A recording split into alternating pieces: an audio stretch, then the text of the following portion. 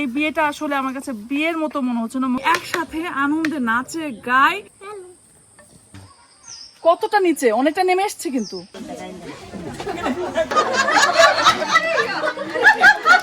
কুকুরের রক্ত দিয়ে কি কি খাওয়া যেতে পারে?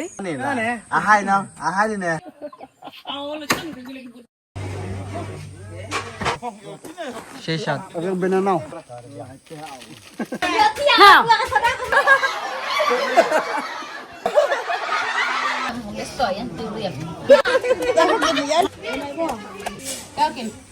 কি খাই, কিভাবে খাই, সবকিছু তোমাদের কাছে।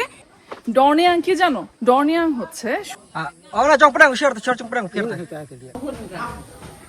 একটা চা খাচ্ছি।